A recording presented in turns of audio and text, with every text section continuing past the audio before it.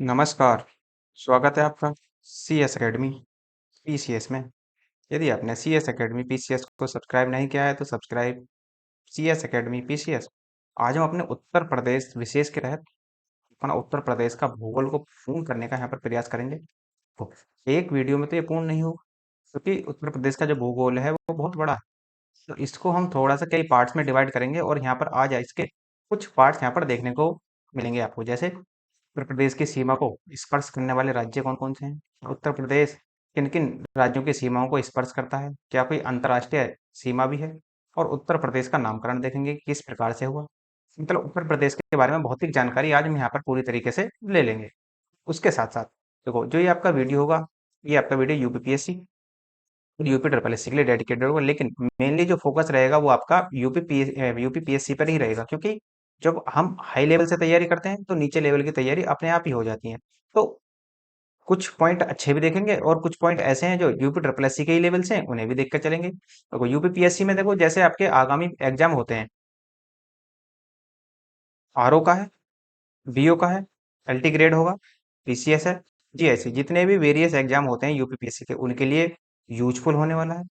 और उसके साथ साथ यदि हम यूपी ट्रिपल एस सी में देखें तो जैसे पैट का होगा, जूनियर असिस्टेंट में 20 नंबर का वेटेज है, वीडियो का होगा paper, staff nurse, forest guard, और जितने भी वेरियस प्रकार के यूपी ट्रिपल एस सी के एग्जाम होते हैं वो सभी में यूजफुल होने वाला है। कहने का मतलब कुल मिलाकर ये है कि यदि किसी भी एग्जाम में यूपी से स्पेशल सवाल आते हैं तो वो ये वीडियो आपके लिए इम्पोर्टेंट होगा, अदर के लिए नहीं होगा। क्योंकि यदि आप देखें कि एमपी वगैरह के लिए तो वहाँ उसके लिए हिसाब से वो एमपी के स्पेशल पूछता है, वो यूपी स्पेशल वहां पर नहीं पूछेगा।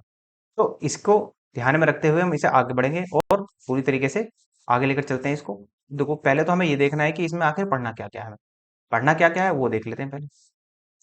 वो पढ़ने के लिए तो बहुत कुछ है उत्तर प्रदेश के भूगोल में, लेकिन जो हम आज कवर करेंगे वो हम इतने पॉइंटों को कवर करेंगे यहाँ पर। जैसे उत्तर प्रदेश की भूआकृति कैसी है, उत्तर प्रदेश के प्रमुख जिले और उनके मुख्यालय। क्योंकि ज्यादातर उत्तर प्रदेश के जो जिले मुख्यालय हैं वो उनके जिले में ही है, लेकिन कुछ ऐसे मुख्यालय हैं तो जिले में ना होकर किसी अन्य सिटी में है वो, तो वही हमें यहाँ पर देखना है। वरना जैसे आपसे कह दे कि बुलंदशहर का मुख्यालय कहाँ है तो बुलंदशहर ही होगा। इस तरीके से देखेंगे तो कुल मिलाकर जो बात बनेगी वो जहां पर जो जिस मुख्यालय या जिस जिले का मुख्यालय जिस जिले में नहीं है या किसी अन्य सिटी में है उन्हें पढ़ना हमें केवल। इसके तहत आगे देखेंगे यातायात। यातायात में उत्तर प्रदेश में रोडवेज की क्या व्यवस्था है, रेलवे की क्या व्यवस्था है, एयरवेज की क्या व्यवस्था है और वाटरवेज की क्या व्यवस्था है, यहाँ पर आपको देखेंगे। उसके साथ आगे बढ़ेंगे तो यहाँ पर जनजातियां देखेंगे कि उत्तर प्रदेश में कौन कौन सी जनजातियां निवास करती हैं। फिर आप देखेंगे कि उत्तर प्रदेश में लघु उद्योग और कुटीर उद्योग की क्या व्यवस्था की गई है। फिर इसी के तहत हम देखेंगे, आगे बढ़ेंगे, एक जिला एक उत्पाद के तहत कौन कौन से राज्य या कौन कौन से जिले प्रमुख हैं उत्तर प्रदेश के। जैसे मैं आपसे कह दूं मुजफ्फरनगर, मुजफ्फरनगर का क्या प्रमुख है, गुड़। ऐसे ही अलीगढ़ के ताले, ये आप जानते ही हैं भली भांति। मेरठ का, मेरठ का स्पोर्ट्स या खेल का सामान। कानपुर का चमड़ा, आगरा का भी चमड़ा ही है। तो इस तरीके से हम यहाँ पर इसको देखकर चलेंगे। तो शुरुआत करेंगे और भू आकृति के साथ साथ उत्तर प्रदेश का नामकरण वगैरह सब इसी में ही आ जाएगा आपका। तो धीरे धीरे हम इसको लेकर चलते हैं आगे। तो यदि आप यहाँ पर देखें कि उत्तर प्रदेश को के जो जिले हैं वो किस किस को स्पर्श करते हैं, और या फिर आप ये कह लो कि उत्तर प्रदेश की भू आकृति किस प्रकार की है। तो ये आप जो मैप देख रहे हैं ये आपका मैप है, और ये हमारा भारत है। ये इसी भारत में एक राज्य है जिसे आप उत्तर प्रदेश के नाम से कहते हैं। यदि आप इसे जूम करके देखोगे तो ये कुछ इस तरीके का यहाँ पर दिखाई देगा। और यदि इस तरीके का दिखाई देगा तो इसका यदि हम विस्तार देखें तो इसका अक्षांशीय विस्तार क्या है। अक्षांशीय विस्तार कितना है इसका, 2352 का। अर्थात कुल मिलाकर ये जो आप देख रहे हैं 2352, यहाँ पर आप देखेंगे 2352 ये है। और ये 3024 है, ये 3024 जो आता है वो यहाँ आता है 3024। ये अक्षांशीय विस्तार होता है। जैसे हमारी पृथ्वी है, ये है ग्लोब। अब इसी पर ही हम क्या खींचते हैं, अक्षांश रेखा खींचते हैं। ये जो आप देख रहे हैं ये आपकी विषुवत रेखा 0 डिग्री, और उसके साथ साथ जो भी आप ऊपर लिखेंगे जैसे ये आपके अक्षांश होंगे, इन्हीं को अक्षांश कहते हैं। देशांतर क्या होते हैं, देशांतर ये वाले होते हैं आपके जो तिरछे, ये वाले, ये देशांतर होंगे। तो देशांतरीय विस्तार कितना है उत्तर प्रदेश का, तो देशांतरीय विस्तार देखें तो देशांतरीय विस्तार है 77.5 से लेकर 77.05 से लेकर आपका यदि हम देखें तो पूरब में 84 38 लिख जाता है, 84 38। तो इस तरीके से आप देखेंगे तो जो आपका 23 5 है अक्षांशीय विस्तार में, तो 23 डिग्री 5 का है आपका, उसमें आपका सहारनपुर आएगा। और सबसे दक्षिण में जो आएगा वो आपका ललितपुर आएगा। उसी तरीके से पूरब में जो आएगा वो आपका, यदि आप कह लें कि ये है इधर जो ये निकला हुआ क्षेत्र है ये आपका बलिया का। तो इस तरीके से आप यहाँ पर देखेंगे।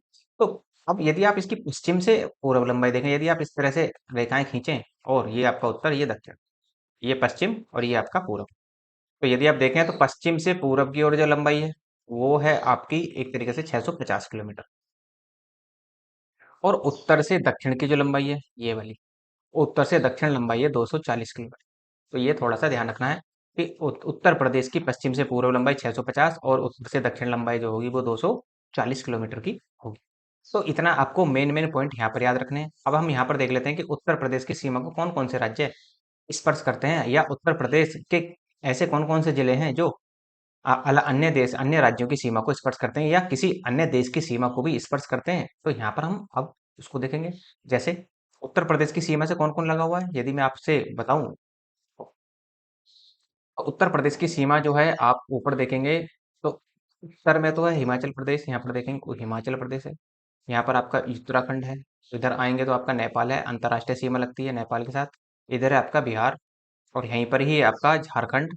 और इधर है आपका नीचे, यदि आप नीचे आएंगे तो छत्तीसगढ़। और इधर पश्चिम में देखेंगे, सोनभद्र के पश्चिम में देखेंगे तो ये आपका एमपी। एमपी के साथ साथ इधर ये आगरा और मथुरा वाले क्षेत्र में राजस्थान की सीमा लगती है। उसके बाद ऊपर देखें तो हरियाणा की सीमा लगती है। और ये आपकी यहाँ पर इस तरह की बाउंड्री आपको देखने को मिलेगी। कौन कौन से राज्य हैं, कौन कौन से जिले हैं, वो कैसे कैसे आप यहाँ पर डिवाइडेशन होगा। जैसे मैं आपसे कह दूं कि मध्य प्रदेश की जो सीमा है वो कितने जिलों को स्पर्श करती है, उत्तर प्रदेश के जिलों के साथ। तो ये सीधा सीधा इसका आंसर होगा 11 जिले। अर्थात मध्य प्रदेश के 11 जिले, उत्तर प्रदेश के 11 जिले ऐसे होंगे जो मध्य प्रदेश की सीमा को स्पर्श करेंगे। तो कहाँ से शुरुआत होती है, देखो शुरुआत होती है इसकी आगरा, ये आपका आगरा से, ये जो आप क्षेत्र देख रहे हैं आगरा वाला। इसके बाद में आप नीचे आएंगे तो ये आपका इटावा। इटावा के बाद में आप ये आप जो देख रहे हैं डॉट, जो ये ब्लू कलर के डॉट देख रहे हैं आप, ये आपके मध्य प्रदेश की सीमा के साथ सीमा लगाते हैं जिले उत्तर प्रदेश के। तो उसके बाद में झांसी, और झांसी के बाद में आप देखेंगे ये आपका झांसी, और उसके बाद में आप आ जाएंगे तो ललितपुर। ललितपुर के बाद में आप इधर पूर्व की तरफ बढ़ेंगे तो ये आपका महोबा, फिर बांदा, फिर आप देखेंगे चित्रकूट, फिर आप इलाहाबाद, और उसके बाद में मिर्जापुर, और उसके बाद में आप सोनभद्र को देखेंगे। तो ये आपके उत्तर प्रदेश की सीमा के साथ, उत्तर प्रदेश की सीमा जो लगती है मध्य प्रदेश के साथ, वो इतने जिले यहाँ पर सीमा बनाते हैं। नेक्स्ट है आपका छत्तीसगढ़। तो छत्तीसगढ़ के साथ जो सीमा लगती है वो केवल एकमात्र सोनभद्र की लगती है। ये आपका सोनभद्र जिला, उत्तर प्रदेश का सोनभद्र जिला है ये आपका। और ये छत्तीसगढ़ का, और ये सोनभद्र जिला ऐसा है जो 4 राज्यों के साथ सीमा बनाता है। पश्चिम में देखेंगे मध्य प्रदेश, दक्षिण में देखेंगे छत्तीसगढ़, और पूरब दक्षिण में देखेंगे झारखंड, और यदि आप पूर्वोत्तर में देखेंगे तो ये आपका इधर मिलेगा बिहार। तो ये 4 राज्यों के साथ सीमा बनाता है। आगे देखेंगे इसको, इसके बारे में भी। नेक्स्ट है आपका झारखंड। झारखंड के साथ भी एक ही मात्र सीमा बनाता है जिला सोनभद्र। तो यही आपका सोनभद्र, यहाँ पर झारखंड आपका। उसके बाद में आप आगे बढ़ेंगे तो बिहार। तो बिहार में देखें तो देखो बिहार के साथ जो जिले लगते हैं उत्तर प्रदेश के, वो 7 जिले लगते हैं। तो कौन कौन से इसमें, जैसे आपसे कहा जाए ये आपका सोनभद्र, फिर नीचे आएंगे तो ये आपका जो क्षेत्र है ये वाला, ये आपका चंदौली। चंदौली के बाद में ऊपर लगेगा आपका गाजीपुर। गाजीपुर से ऊपर बढ़ेंगे तो फिर आपका देवरिया, ओ सॉरी बलिया, ये आपका बलिया है। और उसके ऊपर बढ़ेंगे तो आपका देवरिया, और देवरिया से ऊपर चलेंगे तो ये आपका कुशीनगर, ये क्षेत्र। और कुशीनगर के बाद में आप ये जो देख रहे हैं ये आपका महाराजगंज का क्षेत्र देखने को मिलेगा। अर्थात रेड डॉट जो है ये आपके बिहार के साथ सीमा बनाते हैं, और 7 जिले ऐसे हैं जो बिहार के साथ सीमा बनाते हैं। उसके बाद में यदि आप देखें जो ये ग्रीन कलर के डॉट देख रहे हैं आप, ये वाले, तो ये ग्रीन कलर के डॉट ऐसे हैं जो अंतर्राष्ट्रीय सीमा को हिट करते हैं। अर्थात कहने का मतलब ये नेपाल के साथ सीमा बनाते हैं। जैसे जैसे मैं आपसे कह दूं महाराजगंज, ये वाला महाराजगंज। महाराजगंज के बाद में आप देखेंगे सिद्धार्थनगर, ये आपका सिद्धार्थनगर। सिद्धार्थनगर के बाद में आप आएंगे बलरामपुर, ये बलरामपुर वाला क्षेत्र। उसके बाद में आप आगे बढ़ेंगे तो श्रावस्ती, ये वाला। उसके बाद में आगे बढ़ेंगे बहराइच, ये आपका बहराइच वाला क्षेत्र है, ये बहराइच जिला। उसके बाद में आप देखेंगे उत्तर प्रदेश के में जो क्षेत्रफल की दृष्टि से सबसे बड़ा जिला है लखीमपुर खीरी, नेपाल के साथ सीमा बनाता है। उसके बाद में आप आगे बढ़ जाएंगे और ये है आपका पीलीभीत जिला। और पीलीभीत जिला ही लास्ट जिला होता है नेपाल की सीमा के साथ। कुल मिलाकर 7 जिले ऐसे हैं जो नेपाल की सीमा के साथ अपनी सीमा साझा करते हैं। आपको बताया मैंने, महाराजगंज, सिद्धार्थनगर, बलरामपुर, श्रावस्ती, बहराइच, लखीमपुर खीरी और उसके बाद में पीलीभीत। तो ये जो जिले आप देख रहे हैं, ये जिले आपको पूरी तरीके से देखो, पूरब से पश्चिम भी क्रम पूछ सकता है और पश्चिम से पूरब क्रम भी पूछ सकता है, और ये भी पूछ सकता है कि एकमात्र ऐसा जिला बताइए जो नेपाल और बिहार दोनों के साथ सीमा साझा करता है। तो नेपाल और बिहार दोनों के साथ सीमा साझा करने वाला महाराजगंज है एकमात्र जिला। नेक्स्ट आगे बढ़ जाएंगे। तो आगे बढ़ेंगे, अब देखेंगे हम इसमें आगे चलकर उत्तराखंड को। देखो उत्तराखंड में देखें तो कौन कौन से आते हैं। जैसे उत्तराखंड में ही यदि हम आगे बढ़े तो जैसे अभी आपको पीछे मैंने बताया था कि पीलीभीत, जो आप चंबाला क्षेत्र देखते हैं, तो पीलीभीत जो है वो आपका ये वाला क्षेत्र पीलीभीत का, ये आपकी पीलीभीत वाला क्षेत्र। उसके बाद में आप आगे बढ़ेंगे तो ये जो आप देख रहे हैं ये आपका बरेली वाला क्षेत्र, ये बरेली, बरेली की सीमा स्पर्श करती है। बरेली की सीमा के बाद में यदि आप आगे बढ़ेंगे तो आप देखेंगे ये आपका, ये बरेली नहीं है सॉरी, ये आपका पीलीभीत, ये आपका बरेली और ये आपका रामपुर। रामपुर के बाद में आप देखेंगे ये आपका बिजनौर, बिजनौर मुरादाबाद, और उसके बाद में आप मुजफ्फरनगर देखेंगे। मुजफ्फरनगर ये वाला क्षेत्र है आपका मुजफ्फरनगर का, और आप आगे बढ़ जाएंगे ये सहारनपुर। तो कुल मिलाकर जो ये सीमा लगती है ये इनके साथ लगती है, अर्थात कुल मिलाकर उत्तराखंड की जो सीमा लगती है वो पीलीभीत, बरेली, रामपुर, मुरादाबाद, बिजनौर, मुजफ्फरनगर और सहारनपुर, इतने जिले हो गए 7। तो ये 7 जिले उत्तराखंड के साथ सीमा साझा करते हैं। जैसे पीलीभीत, पीलीभीत के बाद में आप फिर से एक बार देख लो बरेली, बरेली के बाद में रामपुर, रामपुर के बाद में मुरादाबाद, मुरादाबाद के बाद में बिजनौर, बिजनौर के बाद में आपका मुजफ्फरनगर, और मुजफ्फरनगर के बाद में आपका सारण। ये जो क्षेत्र आप देख रहे हैं ये उत्तराखंड के साथ सीमा लगाता है। तो देखो पीलीभीत का नाम आपने कहाँ सुना था? नेपाल, नेपाल के साथ भी सीमा लगाती है पीलीभीत, और उत्तराखंड के साथ भी। तो ये पूछ सकता है कि ऐसा कौन सा जिला है जो नेपाल के साथ साथ उत्तराखंड के साथ भी सीमा लगाता है? तो एकमात्र जिला है आपका पीलीभीत, ये वाला क्षेत्र आपका।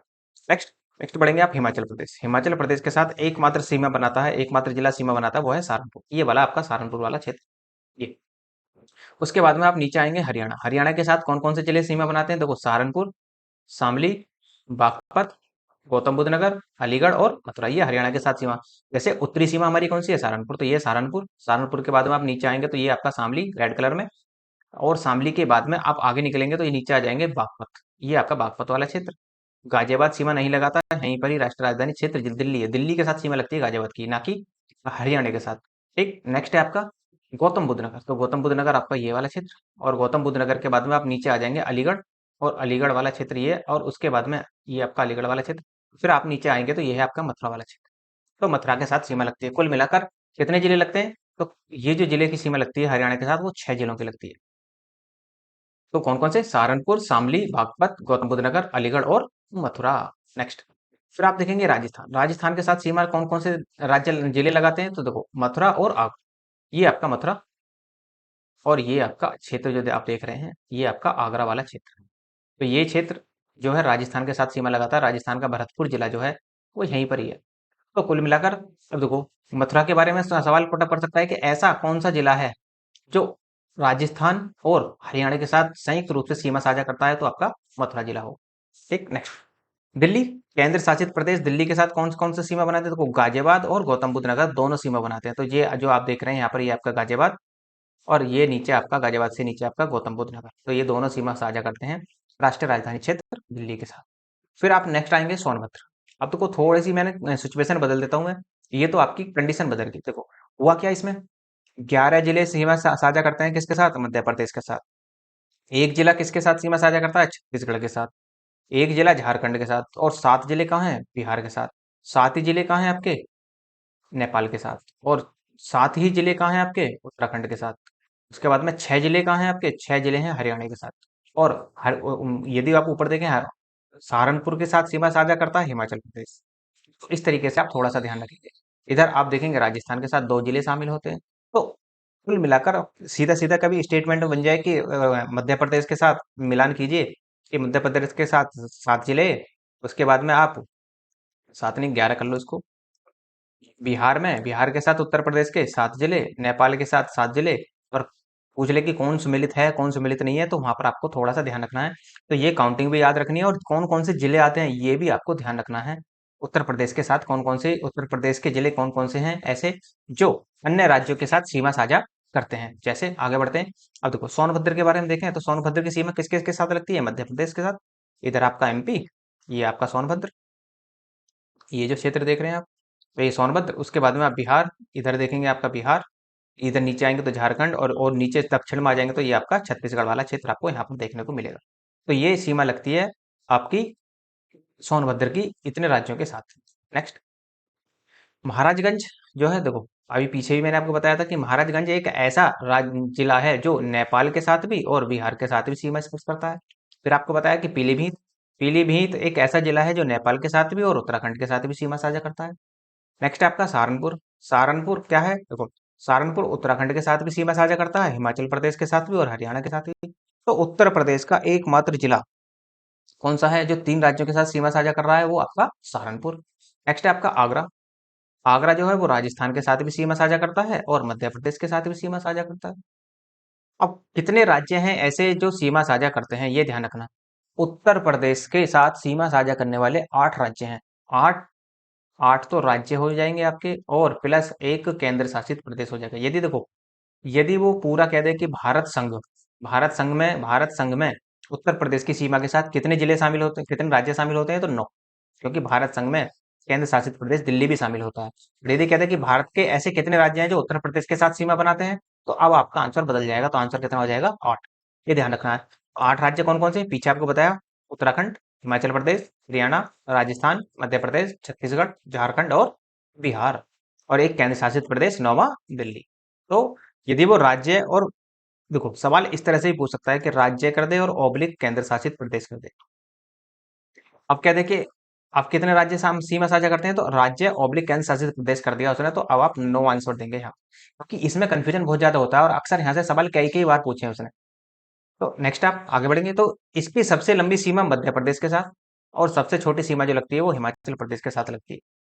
मतलब कुल मिलाकर उत्तर प्रदेश की जो सबसे लंबी सीमा साझा करता है वो मध्य प्रदेश के साथ, और सबसे छोटी सीमा जो साझा करता है वो आपका मध्य प्रदेश के साथ सीमा साझा होता है। नेक्स्ट, उत्तर प्रदेश का उत्तरी राज्य कौन सा है? तो उत्तर प्रदेश का उत्तरी राज्य है उत्तराखंड। ये वाला क्षेत्र आपका, ये उत्तराखंड में आएगा, यहाँ पीलीभीत तक, हिमाचल प्रदेश से पीलीभीत तक यहाँ पर। नेक्स्ट, उत्तर प्रदेश का दक्षिणी राज्य कौन सा है? तो उत्तर प्रदेश का दक्षिणी दक्षिणी राज्य कौन कौन से हैं जो उत्तर प्रदेश के साथ सीमा लगाते हैं? तो नीचे आपको मैंने अभी बताया कि ये आपका मध्य प्रदेश वाला क्षेत्र, और नीचे आएंगे सोनभद्र से नीचे तो वो आपका छत्तीसगढ़ आ जाएगा। और उत्तर प्रदेश के पश्चिम में कौन है? तो उत्तर प्रदेश का पश्चिमी राज्य जो है वो हरियाणा। इधर आपने देखा जो 6 जिले लग रहे थे, ये वाले। और उत्तरी जिला पीछे ही बताया कि ये आपका सहारनपुर होगा, और दक्षिणी जिला सोनभद्र है ही, और पश्चिमी जिला शामली, पूर्वी जिला बलिया। ये वाला बलिया आपका, ये जो आप देख रहे हैं ये बलिया, और ये आपका इधर देख रहे हैं जो शामली वाला क्षेत्र, ये मुजफ्फरनगर के नीचे शामली इधर। नेक्स्ट है आपका, आगे बढ़ेंगे, देखो सोनभद्र जिला भारत के सर्वाधिक 4 राज्यों के साथ सीमा बनाता है, पीछे ही बताया, मध्य प्रदेश, झारखंड, छत्तीसगढ़ और बिहार। नेक्स्ट नोट, उत्तर प्रदेश का ललितपुर जिला 3 ओर से मध्य प्रदेश से घिरा है। जैसे आप यहाँ पर देखें, ये आपका ललितपुर वाला क्षेत्र ये है, और उत्तर प्रदेश का एकमात्र जिला है जो 3 ओर से किसे घिरा है? मध्य प्रदेश से। देखो इधर भी मध्य प्रदेश ही है, नीचे भी मध्य प्रदेश है, इधर भी।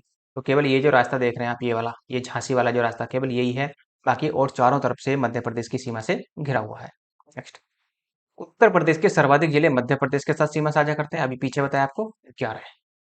नेक्स्ट, क्षेत्रफल की दृष्टि से सबसे बड़ा जिला लखीमपुर खीरी है, उसके बाद आप देखेंगे सोनभद्र है, और उसके बाद हरदोई, उसके बाद सीतापुर। 3-4 कम से कम याद रखने हैं आपको, एक से ही बात नहीं बनेगी। यदि आप देखो छोटे एग्जाम की तैयारी कर रहे हैं तो एक याद रख लेना, लखीमपुर खीरी। लेकिन यदि आप यूपीपीएससी जैसे एग्जाम को क्रैक करने के बारे में सोच रहे हैं, तो आपको कम से कम 3-4 याद रखने हैं। लखीमपुर खीरी, उसके बाद में आप सोनभद्र, फिर हरदोई, फिर उसके बाद में सीतापुर। और सबसे छोटा जिला है हापुड़, उसके बाद भदोई आता है, और फिर उसके बाद शामली आता है, और उसके बाद बागपत। तो क्षेत्रफल की दृष्टि से सबसे छोटे जिले हापुड़, भदोई, शामली और बागपत। सबसे बड़े जिले लखीमपुर खीरी, सोनभद्र, हरदोई और सीतापुर। नेक्स्ट, उत्तर प्रदेश में उत्तर प्रदेश के उत्तर में एकमात्र अंतर्राष्ट्रीय सीमा नेपाल के साथ लगती है, जिसके साथ कौन कौन से जिले? तो कुल मिलाकर 7 जिले लगते हैं। जैसे आपने आपको बताया ना, महाराजगंज, बहराइच, बलरामपुर, पीलीभीत, ये सब कहाँ है? ये सब आपके उत्तर प्रदेश के जिले हैं और नेपाल के साथ सीमा साझा करते हैं। नेक्स्ट आगे बढ़ेंगे। आगे बढ़ते हैं तो उत्तर प्रदेश के प्रमुख जिले भी देख लेते हैं और उनको उनके मुख्यालय भी देख लेते हैं, क्योंकि पीछे ही बताया कि 75 के 75 मुख्यालय आपको याद नहीं रखने। कौन से याद रखने हैं?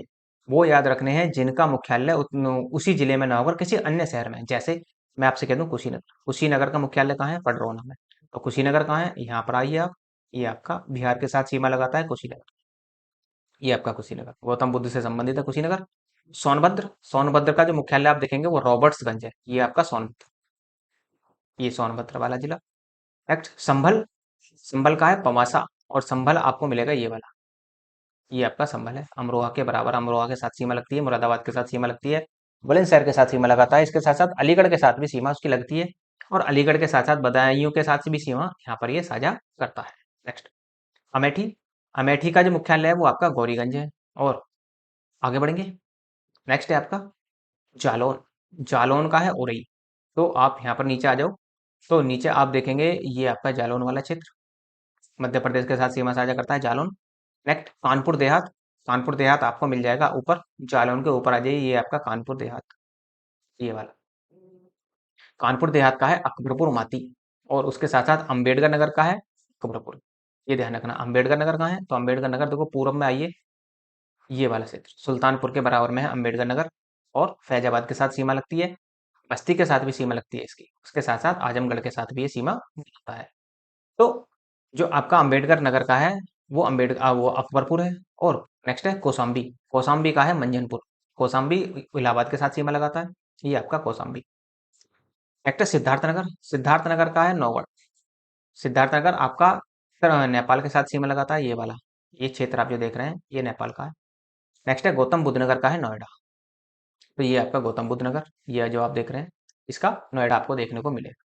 नेक्स्ट है भदोई, और भदोई का कहाँ है? भदोई का है खलीलाबाद। नेक्स्ट उत्तर प्रदेश के वर्तमान नाम का सफर क्या है? देखो वर्तमान नाम जो उत्तर प्रदेश है वो ऐसे ही तो पड़ा नहीं है, इसका कुछ क्रम रहा था। जैसे जो आपको क्रम यहाँ पर भी दिखाई दे रहा है उसी के बारे में हमें यहाँ पर देखना। देखो 1 जनवरी 1836 को, या 1 जनवरी 1836 तक इसे उत्तर पश्चिमी प्रदेश कहा जाता था। 1 जनवरी 1836 के बाद से इसे उत्तर पश्चिमी प्रांत की संज्ञा दी गई। उसके बाद में यदि हम देखें तो 15 फरवरी 1877 को इसको अवध या आगरा संयुक्त प्रांत के नाम से जाना गया। ये जो आपको क्रम में दिखा रहा हूँ ये आपका यूपी पीसीएस में पूछा गया है। नेक्स्ट है आपका, तो 15 फरवरी 1877 को अवध या आगरा संयुक्त प्रांत के नाम से जाना गया इसको। उसके बाद में 1 अप्रैल 1937 को संयुक्त प्रांत नाम दिया गया था इसको। तो 1 अप्रैल 1937 को संयुक्त प्रांत, और उसके बाद में 26 जनवरी 1950 को जब देश आजाद हो जाता है तो उत्तर प्रदेश नाम दिया गया यहाँ पर। और 24 जनवरी 2018 से ही हम 24 जनवरी को उत्तर प्रदेश दिवस भी मनाते आ रहे हैं। 1 नवंबर 1956 को से इसकी स्थापना दिवस के रूप में मनाया जाने लगा, अर्थात 24 जनवरी 1950 को तो उत्तर प्रदेश क्या हो गया, एक नए जिले के रूप में निकल कर आया। लेकिन 1 नवंबर 1956 जब आप देखते हैं जो राज्यों बनाने के लिए फजल अली आयोग बना था, उसी के बाद में इसको भी स्थापना दिवस के रूप में मनाया जाने लगा। कब? 1 नवंबर 1956 से। नेक्स्ट 9 नवंबर 2000 को उत्तर प्रदेश से उत्तराखंड नया राज्य बनाया गया, जिसमें 13 जिलों को शामिल किया गया था। अर्थात उत्तर प्रदेश के 13 जिलों को काटकर, जो पहाड़ी क्षेत्र था उत्तर प्रदेश का उनको काटकर एक नए जिले के रूप में मान्यता दे दी गई। और 2000 में ही देखो 3 जिले बने थे, उत्तराखंड, झारखंड, छत्तीसगढ़। तो 3 जिले यहाँ पर बने थे 2000 में, तो ध्यान रखना है। नेक्स्ट आगे बढ़ेंगे।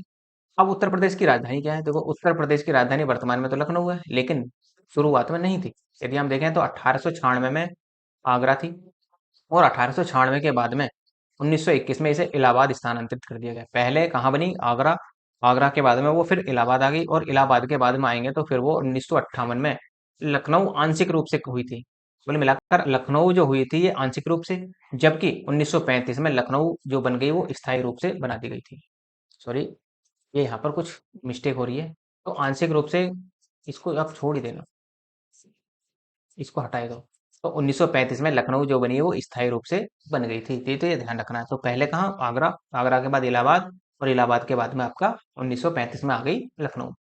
नेक्स्ट, अब देखते हैं उत्तर प्रदेश के राजकीय प्रतीक क्या कहते हैं। देखो राजकीय प्रतीक क्या है, ये आप देख रहे हैं, ये आपका उत्तर प्रदेश का मैप। मन मस्तिष्क में बसा के रखना और प्रैक्टिस करते रहना। जब तक आप प्रैक्टिस नहीं करेंगे तो देखो कोई फायदा नहीं है, ना मेरे पढ़ाने का और ना आपके पढ़ने का। तो अभ्यास ही सब कुछ है। तो ये आपका उत्तर प्रदेश का नक्शा। और अब देखते हैं राजकीय प्रतीक क्या क्या है। देखो उत्तर प्रदेश का राजकीय प्रतीक एक वृत्त में दो मछलियां और एक तीर धनुष है। कुल मिलाकर ये जो आप देख रहे हैं राष्ट्रीय राज्य प्रतीक, राजकीय चिन्ह जो है ये उत्तर प्रदेश का है। इसमें दो मछलियां भी आपको दिखाई देंगी, ये आपकी दो मछलियां, और इसमें एक तीर, एक धनुष और एक तीर दिखाई देगा आपको इसमें। तो ये आपका उत्तर प्रदेश का राजकीय प्रतीक होगा। पशु कौन है, देखो उत्तर प्रदेश का जो पशु है वो है बारहसिंगा। ये जो आप देख रहे हैं पिक्चर में, ये बारहसिंगा पक्षी है, रोच या सारस भी कह देते हैं। शायद इसमें लगा नहीं है वो फोटो, कोई नहीं। तो सारस भी और क्रोच भी इसको कहते हैं। वृक्ष जो है वो है अशोक का। तो अशोक का वृक्ष ये आपको देख रहे हैं। पुष्प है, पुष्प है पलाश, ये आपका पलाश का पुष्प। नेक्स्ट, राज्य खेल जो है वो हॉकी। ये आप देख रहे हैं यहाँ पर राज्य खेल हॉकी है। और नृत्य, प्रमुख नृत्य जो है वो कथक नृत्य है, ये आप देखना। तो कथक उत्तर प्रदेश का लोक नृत्य क्या है, कथक, ये ध्यान रखना है। और उत्तर प्रदेश दिवस कब मनाया जाता है, तो 24 जनवरी से मनाया जाता है उत्तर प्रदेश दिवस। कब से, 2018 से। अब नेक्स्ट है एनसीआर क्षेत्र, अर्थात राष्ट्रीय राजधानी क्षेत्र में, नेशनल कैपिटल कैपिटल रीजन में उत्तर प्रदेश के 8 जिले शामिल होते हैं। कौन कौन से हैं, देखो यदि मैं उत्तर प्रदेश की ही बात करूं तो उत्तर प्रदेश के 8 जिले शामिल होंगे। हरियाणा की बात की जाए तो 14 जिले शामिल होंगे, और राजस्थान की बात की जाए तो यहाँ पर 2 जिले शामिल होंगे। हरियाणा के 14 कौन से हैं, राजस्थान के 14 कौन से, वो यहाँ पर पढ़ने की आवश्यकता नहीं है, लेकिन जो उत्तर प्रदेश के 8 जिले हैं उनको बारे में आपको जानने की आवश्यकता है। जैसे बागपत, बागपत के कहाँ है, बागपत आपका ऊपर है आपका, ये आपका सहारनपुर, नीचे मुजफ्फरनगर, फिर आपका शामली, यहाँ पर आपका शामली देखने को मिलेगा। नेक्स्ट है हापुड़, शामली से नीचे आएंगे तो बुलंदशहर, बुलंदशहर के इधर आएंगे तो बुलंदशहर से ऊपर को बुलंदशहर के साथ सीमा लगती है इसकी, हापुड़ की। नेक्स्ट है आपका बुलंदशहर भी है, तो बुलंदशहर यहीं पे आपको मिलेगा। फिर गाजियाबाद, गाजियाबाद भी इसी के आसपास मिलेगा यहीं पर ही। और गौतम बुद्ध नगर भी इसके नीचे, शामली के नीचे आ जाओ तो गौतम बुद्ध नगर गाजियाबाद से नीचे है। उसके बाद में मेरठ, मेरठ थोड़ा इधर मिलेगा। और फिर मुजफ्फरनगर, तो मुजफ्फरनगर ये वाला क्षेत्र। तो ये जो क्षेत्र आप देख रहे हैं, ये वाला क्षेत्र, ये राज्य राजधानी क्षेत्र में, राष्ट्रीय राजधानी क्षेत्र में शामिल किया गया है। नेक्स्ट, राजकीय भाषा कौन कौन सी है। तो उत्तर प्रदेश की दो राजकीय भाषाएं, एक तो हिंदी 1947 में अपनाया गया, और दूसरी है उर्दू, इसको 1989 में मान्यता मिल गई थी। नेक्स्ट है राजकीय चिन्ह, इसको 1938 में अपनाया गया था। इसमें क्या है, दो मछली है, और मछली अवध में मुस्लिम शासन की प्रतीक है। जो लाल रंग जो है इसमें, वो गंगा यमुना का भाव प्रतीक है, और तीर राम शासन के प्रतीक के मार्ग को दर्शाता है। तो अलग अलग जो मछलियां हैं वो किसका संकेत दे रही हैं, जो धनुष है वो किसका संकेत दे रहा है, और जो लाल रंग का भाव है वो किसका संकेत वहां पर दे रहा है, ये आपको थोड़ा सा ध्यान रखना है। नेक्स्ट, अब आगे बढ़ेंगे और देखेंगे उत्तर प्रदेश में यातायात की क्या स्थिति है। तो उत्तर प्रदेश में यातायात की क्या स्थिति है वो देख लेते हैं। देखो 4 प्रकार के यातायात देखने को मिलते हैं। एक तो रोडवेज, एक रेलवे, एक एयरवेज और एक वाटरवेज। अर्थात यदि आपको कहीं जाना है तो आप किसका प्रयोग करेंगे, देखो इन चारों में से किसी एक का तो प्रयोग करेंगे, या तो सड़क का प्रयोग करेंगे, या आप ट्रेन का प्रयोग करेंगे, या फिर हवाई जहाज का प्रयोग करेंगे, या फिर जल मार्ग के रास्ते से जाएंगे। तो इन्हीं के बारे में हमें यहाँ पर देखना है। जैसे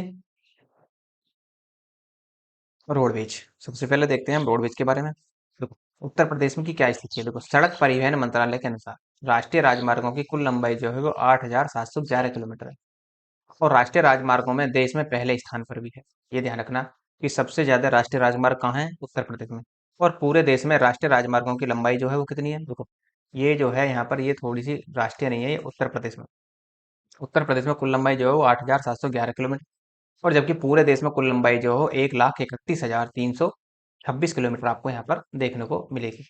नेक्स्ट, सबसे लंबा राष्ट्रीय राजमार्ग कौन सा है जो उत्तर प्रदेश से निकलता है। देखो सबसे लंबा राष्ट्रीय राजमार्ग है नेशनल हाईवे 19, जो दिल्ली से कोलकाता तक जाता है, अर्थात ये उत्तर प्रदेश होता हुआ भी जाता है। नेक्स्ट, पीडब्ल्यूडी लोक निर्माण विभाग 2017 के अनुसार उत्तर प्रदेश में कुल लंबाई जो है वो 2,34,100 किलोमीटर है। ये ध्यान रखना है कि पीडब्ल्यूडी लोक निर्माण विभाग 2017 के अनुसार उत्तर प्रदेश में कुल लंबाई, टोटल लंबाई, इसमें आप देखो हाईवे को भी जोड़ लो, जितने भी हाईवे हैं, जितने भी राज्य हैं, जितनी भी जीटी रोड हैं, जितनी भी ग्राम रोड हैं, वो सबको जोड़ दिया जाए तो इसमें 2,34,100 किलोमीटर यहाँ पर देखने को मिलेगा। अब इसी में ही यदि आप आगे बढ़कर देखें इसमें, तो देखो नेशनल हाईवे जो है, नेशनल हाईवे 3212.6 किलोमीटर है नेशनल हाईवे की लंबाई। इनको हम शॉर्ट में क्या बोलते हैं, एनएच। नेक्स्ट है स्टेट हाईवे, जो है स्टेट हाईवे है 7202 किलोमीटर के जो बने हुए हैं। और कुछ डिस्ट्रिक्ट रोड होती हैं। डिस्ट्रिक्ट रोड जो है वो है 2,24,113 किलोमीटर की। और जो गांव की रोड है 1,39,130 किलोमीटर। तो ये डाटा आपको देखो याद नहीं रखना, केवल मोटे तौर पर आंकड़े रखने हैं। मोटे तौर पर याद रखना है कि ऐसा है। हाँ, एग्जाम से पहले देखो पता कुछ नहीं, एग्जामिनर क्या कब क्या क्या पूछ ले, तो थोड़ा सा अंदाजा रखना कि हाँ इतने कुछ है उत्तर प्रदेश में। और उत्तर प्रदेश से गुजरने वाले प्रमुख राजमार्ग ये इंपोर्टेंट होंगे, कौन कौन से राजमार्ग कहाँ कहाँ से गुजरते हैं। जैसे देखो, नेशनल हाईवे के कुछ नेशनल हाईवे के नाम बदल दिए गए थे पीछे। तो ये तो है नए नाम आपके, जो आप यहाँ पर देख रहे हैं, ये नए नाम है आपके। और ये जो आप इधर देख रहे हैं, ये पहले ये पुराने नाम थे। ये नेशनल हाईवे 3, जैसे मैं आपसे कहता हूँ नेशनल हाईवे 19 कहाँ से कहाँ तक जाता है, दिल्ली से कोलकाता तक जाता है, ये उत्तर प्रदेश होता हुआ भी जाएगा। उसके बाद में आप देखेंगे नेशनल हाईवे 44, ये आगरा से मुंबई तक जाता है, इसको हम नेशनल हाईवे 3 के नाम से जानते थे। इनको याद रखना चाहो मत रखना आप, लेकिन इनको जरूर याद रखना। और नेशनल हाईवे 35 आगरा से कन्याकुमारी तक जाता है, जिसे हम नेशनल हाईवे कभी 7 के नाम से जानते थे। ऐसे नेशनल हाईवे 21 आगरा से बीकानेर तक है। नेशनल हाईवे 9 दिल्ली से लखनऊ तक है, इसे पहले नेशनल हाईवे 24 के नाम से जाना जाता था। नेशनल हाईवे 27 लखनऊ से शिवपुरी तक जाता है। नेक्स्ट है आपका नेशनल हाईवे 30 प्रयागराज से मनगावा तक जाता है। नेशनल हाईवे 31 गोरखपुर से लखनऊ के लिए है। और नेशनल हाईवे 731 वो है लखनऊ से वाराणसी के लिए जाता है, इसे पहले हम नेशनल हाईवे 56 के नाम से भी जानते थे। अब कुछ एक्सप्रेसवे देख लेते हैं कि कौन कौन से एक्सप्रेसवे उत्तर प्रदेश में हैं। जैसे आपसे कहा जाए कि पूर्वांचल एक्सप्रेसवे, तो पूर्वांचल एक्सप्रेसवे कब निर्माण हुआ, क्या है, किसने इसका उद्घाटन किया, वो देख लेते हैं। देखो, इसकी जो लंबाई है वो 340 किलोमीटर की है। इंपोर्टेंट है सारे के सारे ये। क्या लेन का है, 6 लेन का है। ये लखनऊ से गाजीपुर तक जाएगा। इसका मतलब ये लखनऊ जाएगा, लखनऊ से बाराबंकी आएगा, बाराबंकी से अमेठी जाएगा, अमेठी से सुल्तानपुर, सुल्तानपुर से अयोध्या, अयोध्या से अंबेडकर नगर, फिर आजमगढ़, मऊ, और फिर गाजीपुर में जाकर इसका अंत हो जाएगा। कुल मिलाकर 340, लखनऊ से गाजीपुर तक के बीच की जो सीमा, जो लंबाई है वो 340 किलोमीटर की है। और हाल ही में जो इसका उद्घाटन किया है वो हमारे ही प्रधानमंत्री नरेंद्र मोदी ने इसका उद्घाटन किया था। नेक्स्ट आपका ताज एक्सप्रेसवे। तो ताज एक्सप्रेसवे पुराना है, 2012 का है, या इसको हम यमुना एक्सप्रेसवे के नाम से जानते हैं। तो इसकी शुरुआत जो हुई थी वो 2012 में हुई थी। इसकी लंबाई जो है वो 165 किलोमीटर का है। 6 लेन का ताज जो एक्सप्रेसवे है ये। और ये जो शुरुआत करता है गौतम बुद्ध नगर, गौतम बुद्ध नगर से आगरा तक जाता है। इसी बीच में आपका गौतम बुद्ध नगर के बाद में अलीगढ़ में प्रवेश करता है, फिर मथुरा में, उसके बाद में हाथरस में, और फिर सीधा डायरेक्ट आगरा पहुंच जाता है।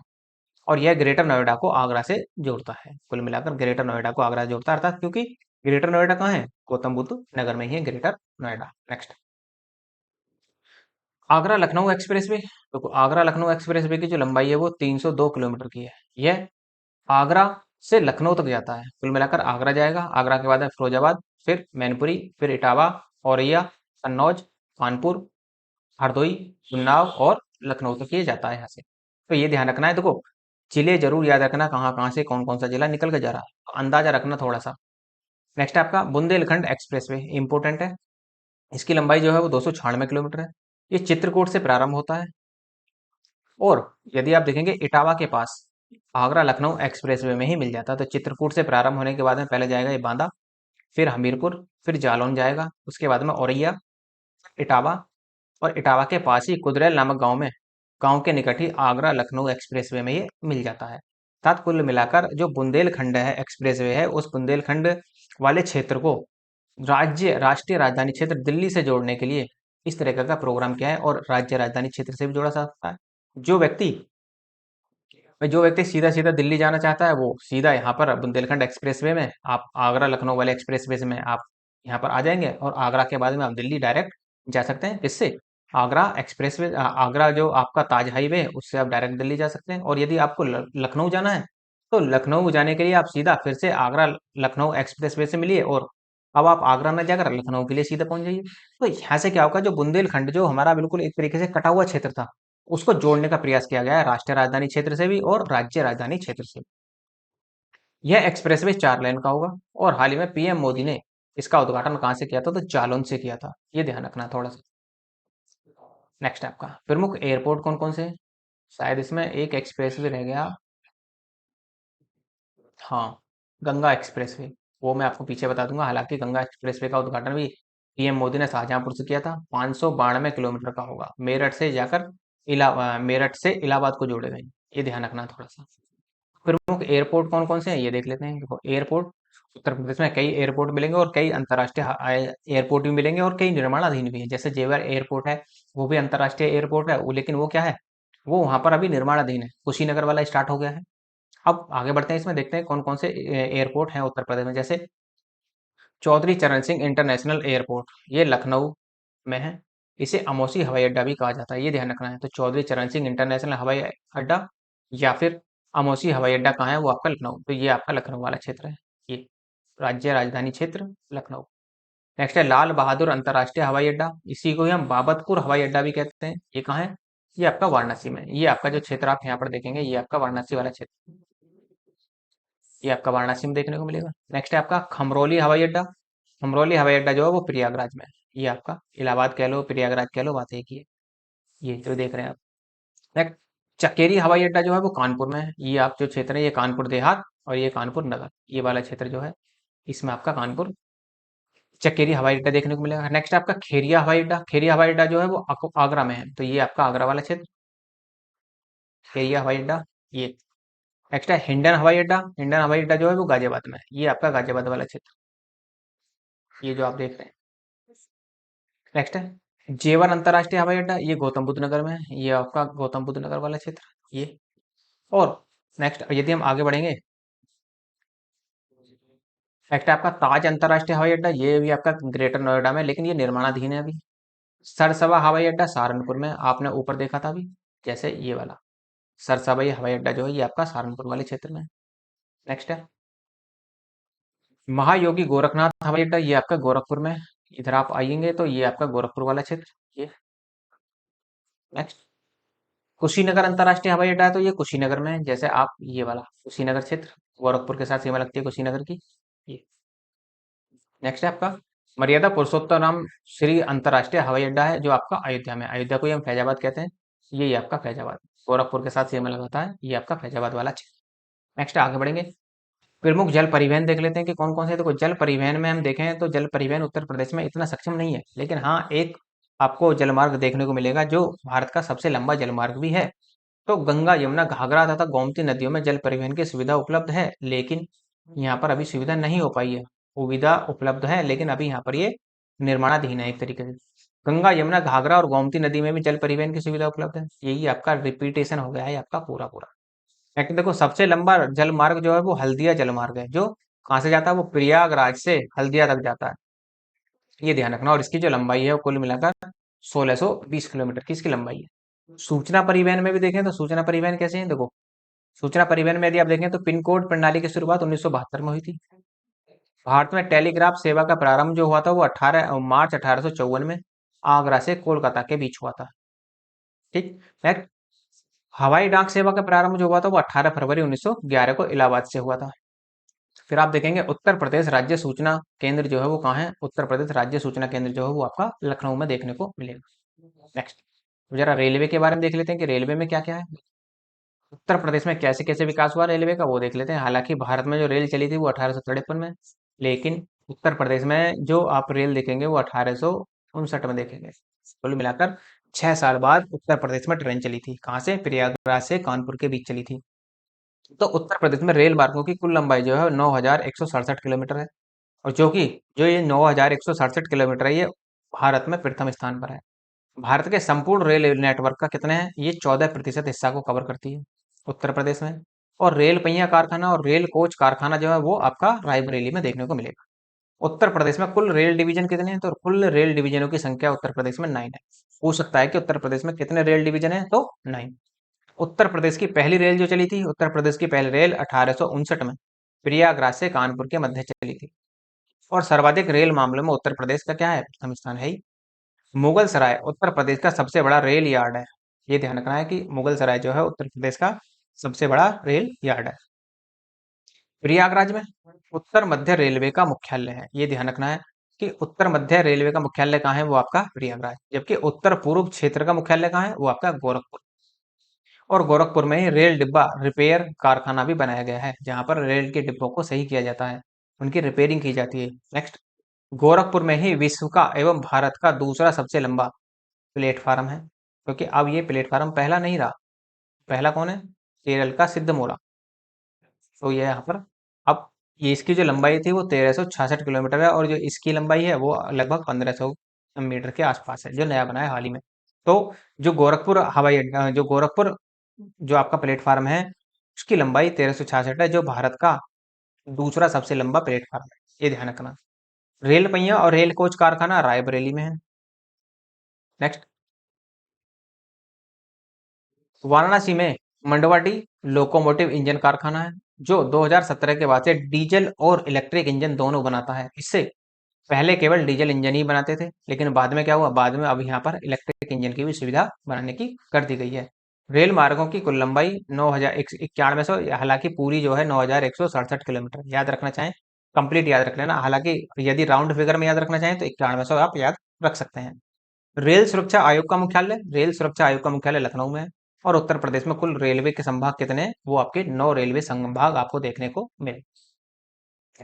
ये तो हो गया आपका रेलवे परिवहन। हाँ, ये तो हो गया उत्तर प्रदेश का परिवहन। आपने देखा इसमें रोडवेज देखा, वाटरवेज देखा, और एयरवेज देखा आपने, और रेलवे आपने यहाँ पर देखा। तो उत्तर प्रदेश की जनजातियों को भी देख लेते हैं कि उत्तर प्रदेश की जनजाति कहाँ, कौन कौन सी जनजाति और कहाँ कहाँ निवास करती है। 2011 की जनगणना के अनुसार यदि हम देखें तो उत्तर प्रदेश की कुल जनजातियों का जो 0.6% है, उत्तर प्रदेश में कुल जनजाति कितनी है?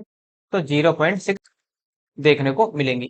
और भारत की जनजातियों का कुल 1.09% उत्तर प्रदेश में निवास करती हैं। भारत की कुल जनजाति, यदि हम कुल जनजातियों का औसत देखें तो 1.09%, और यदि मैं कहूँ कि उत्तर प्रदेश में कितनी जनजाति निवास करती हैं तो 0.6%। किससे? 2011 की जनगणना के अनुसार, क्योंकि हमें 2011 की जनगणना ही पढ़नी पड़ेगी, क्योंकि अभी 2021 की जनगणना ना तो अभी हुई है और ना ही उसके आंकड़े आए हैं, क्योंकि जब हुई नहीं है तो आंकड़े कहाँ से आएंगे। नेक्स्ट, उत्तर प्रदेश का सबसे बड़ा जनजाति समूह जो है वो आपका गौंड है, और दूसरा है खरवार, और तीसरा है थारू।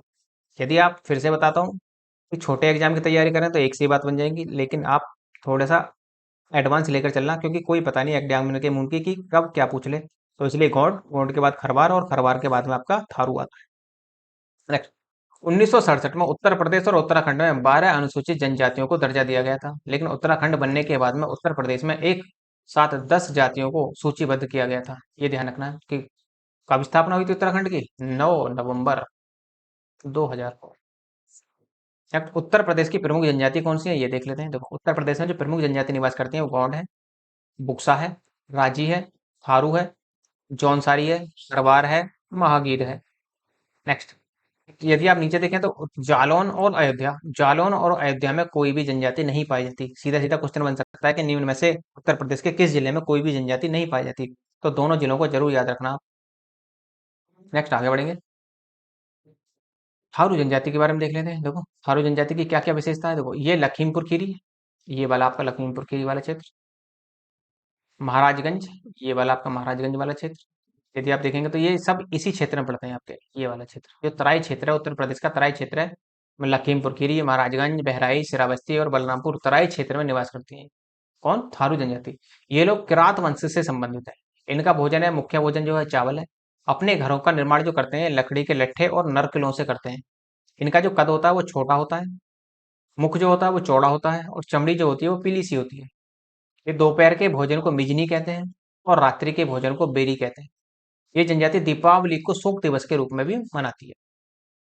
इसमें बदला विवाह प्रथा है, अर्थात बदला विवाह प्रथा कैसे कि यदि कोई व्यक्ति अपनी पुत्री का विवाह दूसरे व्यक्तियों के साथ कर देता है, तो जिनके साथ उन्होंने विवाह किया तो वहां से भी वो अपनी पुत्री का विवाह उसी दूसरे कुल में करेंगे। तो ये बदला विवाह प्रथा होती है। इनकी शिक्षा और विकास के लिए सरकार द्वारा लखीमपुर खीरी में ही एक महाविद्यालय की स्थापना की गई है। और इनका जो प्रमुख त्योहार है वो बजहर त्योहार है। और 2 अक्टूबर 1980 को थारो विकास परियोजना की शुरुआत की गई थी।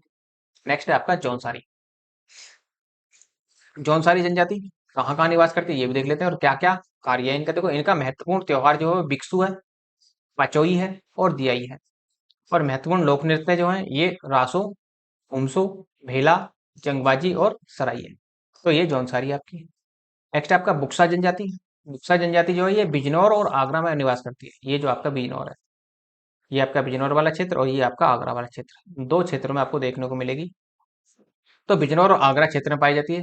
बोलचाल में ये सामान्यतः हिंदी भाषा का ही प्रयोग करते हैं। इनमें पंचायत के प्रमुख को तखत कहा जाता है, ये ध्यान रखना है। और इनकी अर्थव्यवस्था का मुख्य आधार जो है वो कृषि और बुक्सा विकास परियोजना 1983-84 में प्रारंभ की गई थी। और इनका जो संबंध है ये पटवार राजपूत घराने से संबंधित है। कौन? बुक्सा जनजाति के लोग। और समाज कैसा है इनका? तो समाज जो है इनका पितृसत्तात्मक समाज। पितृसत्तात्मक समाज का मतलब होता है कि जो परिवार का मुखिया होता है वो पिता होता है, अर्थात कोई पुरुष ही होगा, ना कि महिला। तो पितृसत्तात्मक समाज वो केवल आपका कहाँ है? पितृसत्तात्मक समाज आपको जो आपकी ये जो जनजाति है आपकी बुक्सा जनजाति, इनमें आपको देखने को मिलेगा। अच्छा, ये एक सवाल मैं आपसे पूछता हूँ कि मातृ सत्तात्मक समाज आपको कहाँ देखने को मिलता है? भारत में। भारत में का जो इतिहास है, आप यदि हम उसमें झांक कर देखें तो कौन सा ऐसा कहाँ आपको मातृ सत्तात्मक समाज देखने को मिले? थोड़ा कमेंट बॉक्स में आप बताना थोड़ा ध्यान से, नहीं तो मैं आपको अगली वीडियो में इसका आंसर दे ही दूंगा। इनमें विधवा विवाह प्रथा और बहु विवाह प्रथा प्रचलित है, अर्थात बहु विवाह भी हो सकते हैं और विधवा विवाह भी हो सकता है यहाँ पर। और ये जो पूजा करते हैं ये चामुंडा देवी की पूजा करते हैं। नेक्स्ट, महागीर जनजाति। तो महागीर जनजाति जो है वो बिजनौर जिले में निवास करती है, ये आपका बिजनौर जिला। तो बिजनौर जिले में निवास करती है, इस्लाम धर्म के अनुयायी हैं। इनकी अर्थव्यवस्था का प्रमुख साधन जो है वो मछली पकड़ना है, तो मछली पकड़ते हैं अपना। नेक्स्ट है खरवाड़ जनजाति। तो खरवाड़ जनजाति ये कहाँ है? आपकी सोनभद्र जिले, बलिया जिला, चंदौली जिले में पाए जाते हैं। जैसे आपका सोनभद्र ये वाला, ये आपका आप नीचे देखेंगे तो ये चंदौली और ये आपका बलिया वाला, ये तीन जिलों में ये निवास करते हैं। इनका नृत्य जो है गरबा नृत्य करते हैं। और जनजाति का मूल निवास जो है वो झारखंड का पलामू क्षेत्र है, क्योंकि झारखंड का क्षेत्र भी तो यहीं लगा हुआ है। तो मूल क्षेत्र आप इनका ध्यान रखेंगे। लेकिन उत्तर प्रदेश में कहाँ पाई जाती है? तो उत्तर प्रदेश में सोनभद्र, बलिया और चंदौली में ये पाई जाती है। नेक्स्ट आपका गौड़ जनजाति।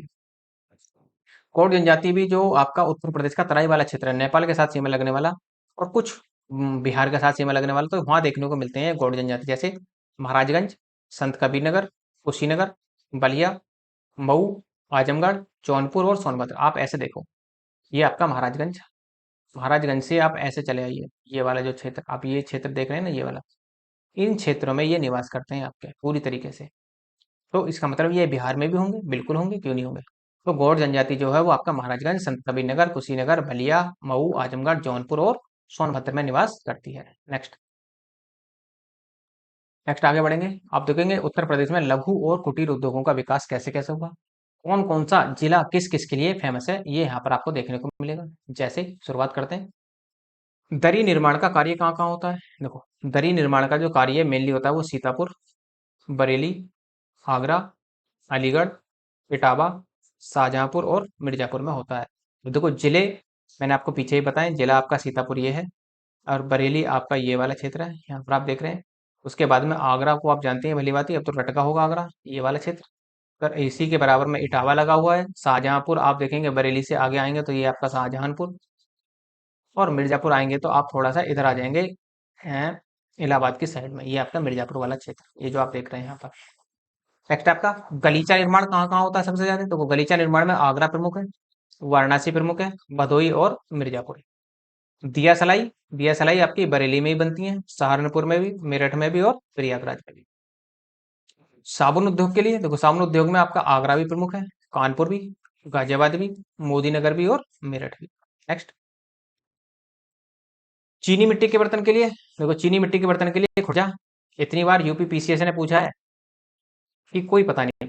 तो कुल मिलाकर कई बार वो वेरी वेरी इंपॉर्टेंट पॉइंट है कि चीनी मिट्टी के बर्तन कहाँ बनते हैं? तो खुर्जा में और गाजियाबाद में। देखो गाजियाबाद अलग जिला है, खुर्जा जो है वो बुलंदशहर का एक शहर है, ये ध्यान रखना।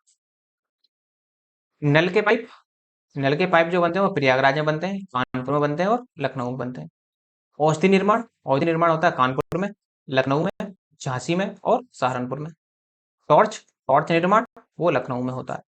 नेक्स्ट है आपका रंग और रोगन या वार्निश। रंग, रोगन और वार्निश कहाँ बनती है? वो कानपुर में ही बनती है, मेरठ में, गाजियाबाद में, मोदीनगर, बरेली और लखनऊ में बनती है।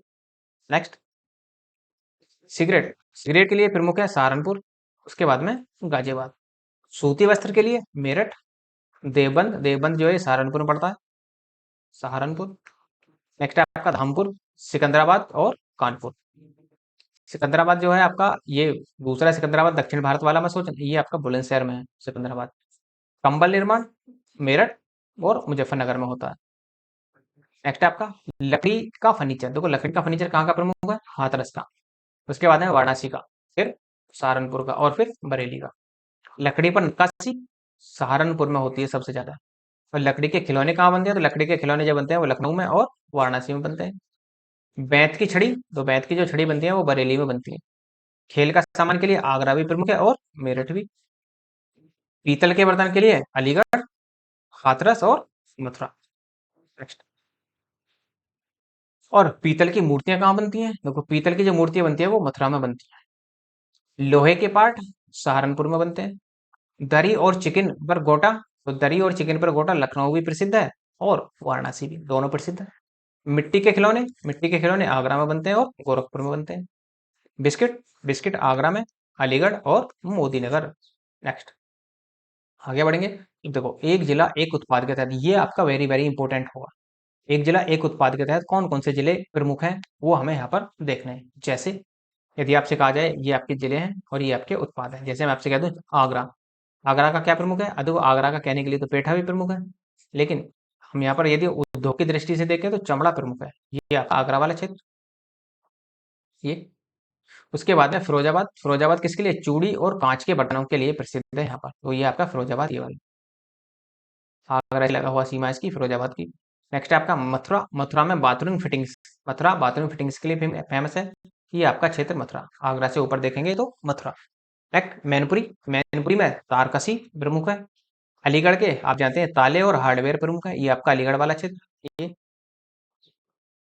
एटा, एटा की घंटियां प्रमुख है। कासगंज की जरी और जरदोजी प्रमुख है।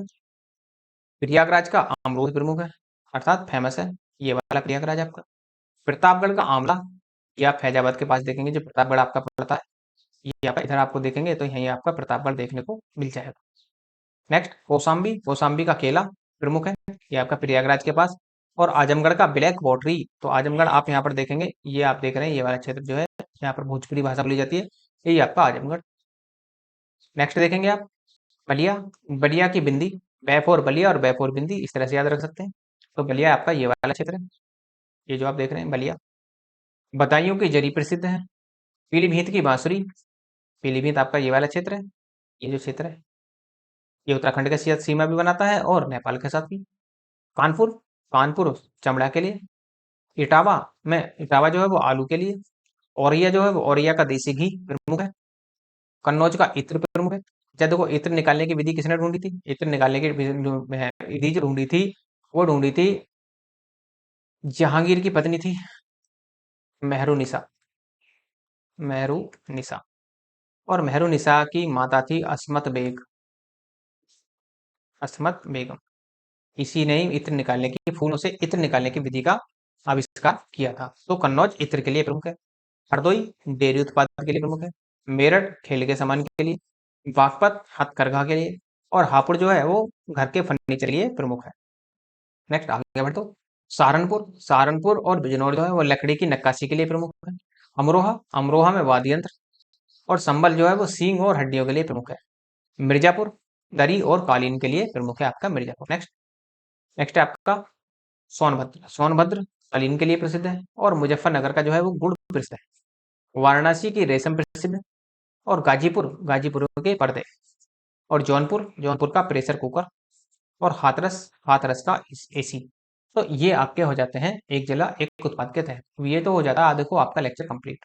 इतना हमें इसमें पढ़ना है, लेकिन आज जो अभी इसमें बहुत कुछ रहेगा उत्तर प्रदेश के भूगोल में। अभी हम बहुत कुछ, मतलब बहुत कुछ का मतलब ये है कि कई लेक्चर अभी और आने बाकी है यहाँ पर, वो हम आगे देखेंगे। अब देखो यदि आपको लेक्चर की पीडीएफ की आवश्यकता हो कि रिवीजन के लिए पीडीएफ होनी चाहिए, तो नीचे डिस्क्रिप्शन में टेलीग्राम का लिंक दिया है, तो टेलीग्राम ज्वाइन कर लेना वहां से। तो वहां से आपको टाइम टू टाइम वहां पर भी आपको पीडीएफ मिलती रहती है। जैसे लेक्चर आज ये आपका छठा लेक्चर है, लेकिन 5 लेक्चर तक मैंने आपको वहां पर ऑलरेडी अपलोड कर दिया है। जैसे ये अपलोड होगा उसके बाद में आपको इसकी भी पीडीएफ अपलोड करा दी जाएगी। यदि आपको कोई क्वेरी हो तो कमेंट के माध्यम से बता सकते हैं, और या फिर आप मेल के माध्यम से भी बता सकते हैं। और यदि आपको किसी भी प्रकार के नोट्स की आवश्यकता हो, जैसे जो अभी पेपर होने वाले हैं आरओ एआरओ का, तो वो आरओ एआरओ और बीओ के लिए मैं आपको क्लास चाहूंगा, लेकिन यूपी जो स्पेशल वाला ये कंप्लीट हो जाए तो इसके लिए फिर मैं उसके बाद में आपको ARO और AR के लिए क्लास यहाँ पर स्टार्ट होंगी। उसके बाद में यदि आपको बीओ यूपीपीसीएस मेंस में यदि आपको किसी भी पेपर की अर्थात 1 2 3 4 5 और 6 ऐसे किसी पेपर के नोट्स की आवश्यकता हो, यूजीसी नेट के लिए यूजीसी नेट में आपको हिस्ट्री केवल हिंदी के नोट्स के लिए या फिर यूपीपीसीएस प्री के लिए नोट्स के लिए यदि आपको कोई भी नोट्स की आवश्यकता हो किसी भी प्रकार के तो आप मेल के माध्यम से बता सकते हैं, तो आपकी समस्या का समाधान वहाँ भी कर दिया जाएगा। और यदि आपको लगता है लेक्चर अच्छा है तो लाइक कीजिए, शेयर कीजिए, सब्सक्राइब करना ना भूलें। धन्यवाद।